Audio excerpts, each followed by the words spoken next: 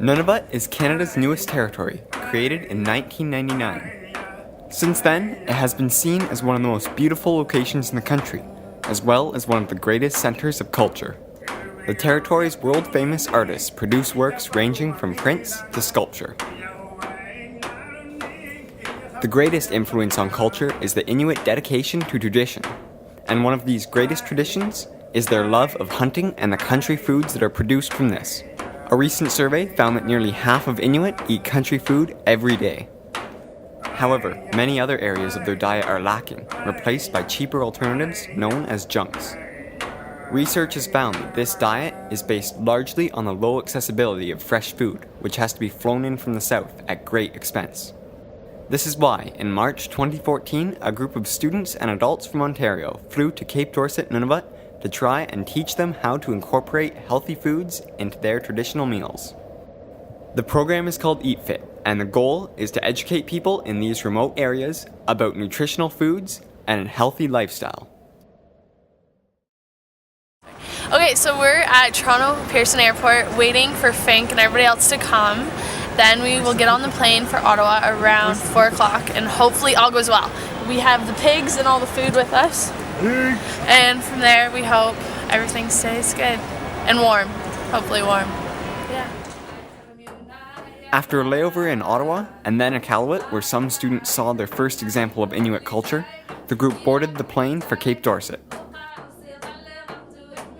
Alright, so in the past 8 hours, we've been on a plane for like 5. Just arrived here, just kind of unpacking and packing up, getting ready to go to the dance and meet these kids and such, and see what's up with that.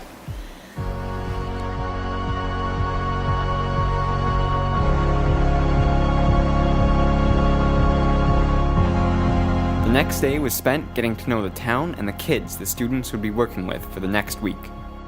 They were very excited to meet each other and began to bond over a game of soccer. This is our first kind of official night in Cape Dorset, Nunavut on the Eat Fit trip. And after playing soccer with these kids most of the afternoon, I kind of figured out they're kind of unreal. They got some mad skills. They make David Beckham look like an amateur.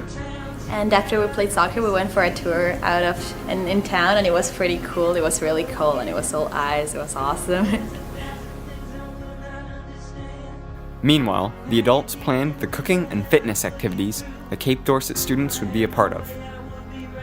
The next day, the programs would begin.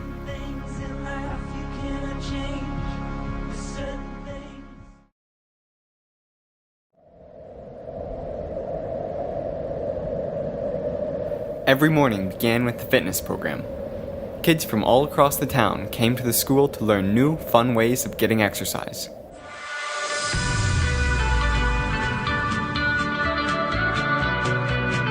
The program was originally designed like a boot camp, but seeing how much the kids loved games inspired several changes. So here's what's gonna happen. We realized that doing a boot camp wouldn't grab everybody's attention and keep them with us. We played clothespin tag. We did a whole bunch of games that kept everybody interested, everybody like all ages, and everybody had fun and kept returning and can't wait to play it by themselves. Over the next week, several hundred kids would participate in the program.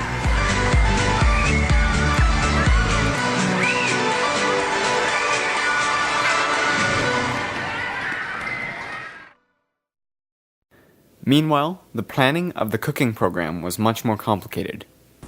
Before teaching the kids how to cook, the group first needed to learn why making fresh meals from scratch was so uncommon in the first place. On a visit to one of the local supermarkets, they learned that some foods are nearly twice as expensive as they would be in the south. Food here is very expensive because everything has to be flown in. Fresh food is more expensive, which is why people don't want to cook. However, expensive foods were not the only thing between the locals and healthy eating. Several other opinions were formed to explain this. The bigger issue to me, it seems, now that I've been here for about a week, is that cooking skill is not really everywhere. And so people aren't really proficient in cooking, and so buying frozen food or processed stuff is just a lot easier. And I really hope that even just a bit of excitement around cooking food from scratch for yourself is what we're leaving behind. While the group could do nothing to change the cost of food, they could definitely increase enthusiasm for cooking. By using familiar ingredients to create new dishes, they hoped to spark an interest in the children. For example, the Inuit love fish and soy sauce, so they were introduced to fresh sushi. First of all, they started out being really timid and they didn't really want to try cooking and they didn't really want to get their hands into what they were doing or get involved in it in any way. But as they started trying what they cooked and as they started getting involved, they started really liking it, and we've gotten more people keep coming, and it's just become like a big family meal kind of at meal times. The food is very good. You gotta taste it. It's really good. Any old time you keep me waiting.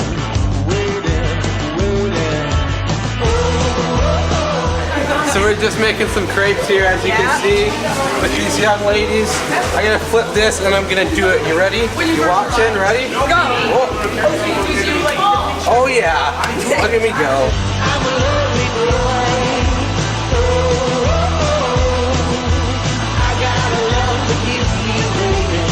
Over the next week, they would make many different dishes, and at the end of the final class, they were given a special present to help continue to work on the skills they had learned.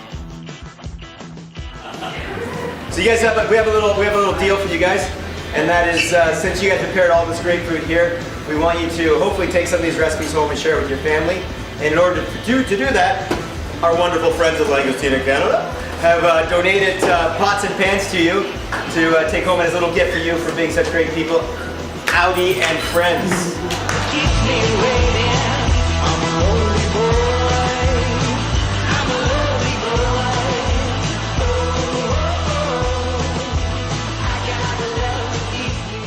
I'm gonna try to make this when I go home.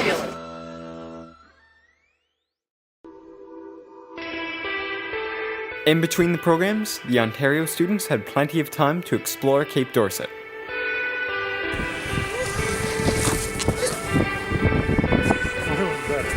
They also spent a lot of time getting to know the local kids and learning what life was like there. To learn more about the traditional food of the Inuit, they were also taken on a trip out on the land, where they were touched by the generosity of the locals, who helped them by donating warm clothes. This morning, a bunch of friendly locals came to the school and brought a bunch of clothing for the students to wear on the land. I'm wearing 7 layers of clothing with a great big parka on top. And they would need them. Riding in snowmobiles and humatucks out to the middle of a lake in negative 45-degree weather, they set up to begin ice fishing.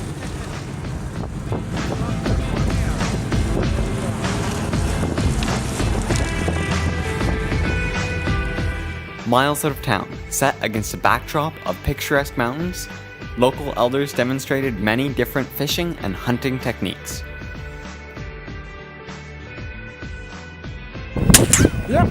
These are both hobbies of the Inuit, and they are the source of the popular country foods like Arctic char and caribou.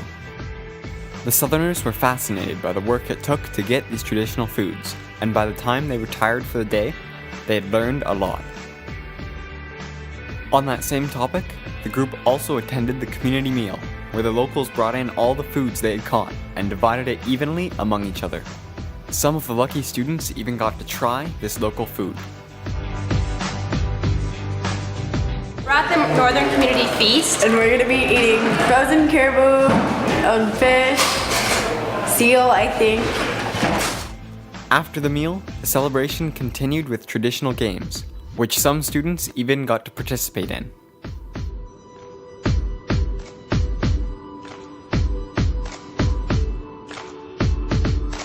That entire afternoon had been a culture shock for the students from Ontario, but there were some parts of life in Cape Dorset that stayed the same as at home. This was proved when the group attended a hockey game.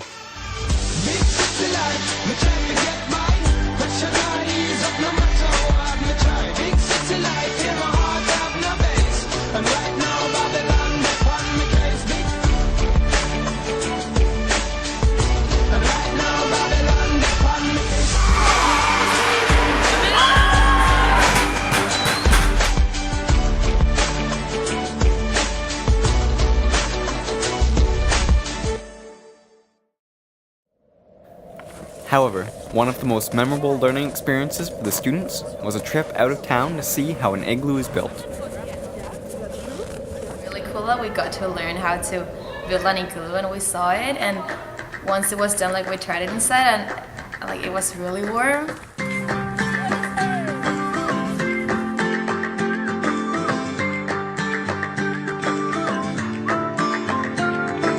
Around the igloo were also several mountains, and the students climbed one, only to find themselves looking out over one of the most beautiful views of the trip, the frozen Arctic Ocean.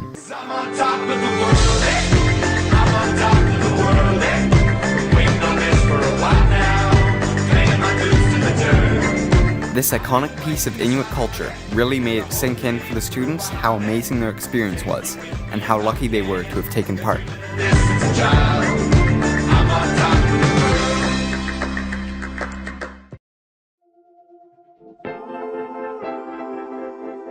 After many more learning experiences and many more cooking and fitness programs, it was time to say one final sad goodbye before boarding the plane for home.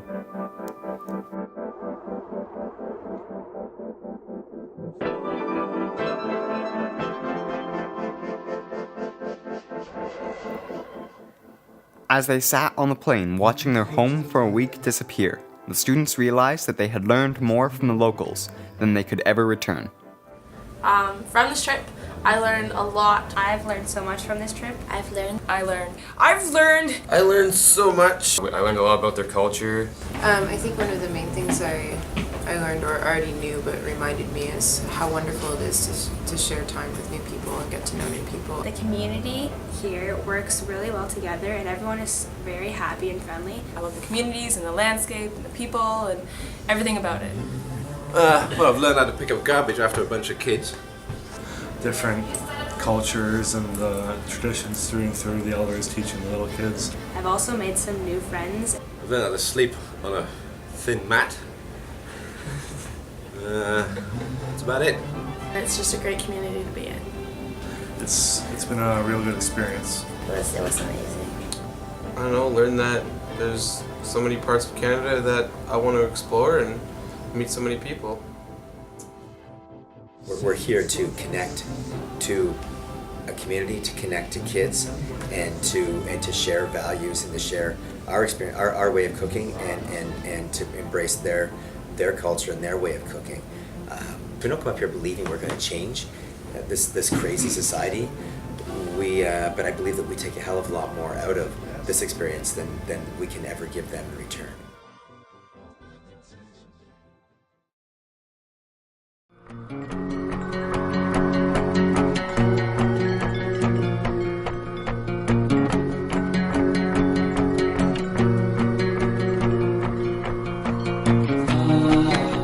It was true that during the trip, it was the goal of the Eat Fit group to educate the kids on healthy eating and an active lifestyle. They all thought they had achieved that goal, along with planting the seeds for more programs to follow. However, something they hadn't planned for was the amount they learned from the people of Cape Dorset. The Inuit values of sharing, respect for their traditions, and spirit of community togetherness were very touching, and are things that southern communities could definitely learn from. Beyond the simple cooking and fitness goals of the program, it proved one thing beyond a doubt. We all have different talents, and we can all learn from each other. Canada is such a huge country with so many diverse people, and if they work together, they could build the greatest country in the world.